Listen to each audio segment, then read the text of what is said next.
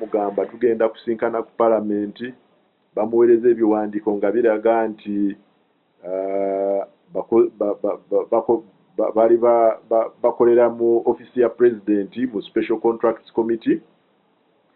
naye nga engeri gye bagamba omusinkana bakyukakyuka leero bagamba palamenti olwo bagamba tugenda kusinkana wali meeting ya Monday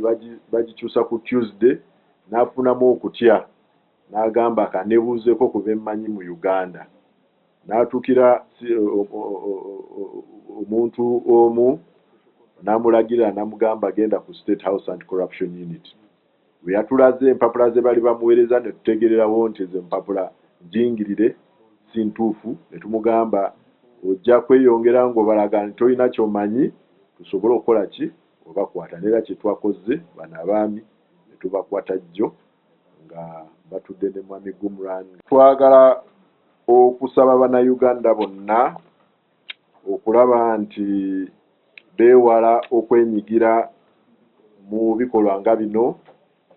beeyongere constitution nga bwe n'atandise n'abagambye constitution etulagira ffenna okulwanisa enguzi n'obulyake tukwatagane wamu tulabe nti enkola nga zino tuzijja mu gwa. Thank you very much.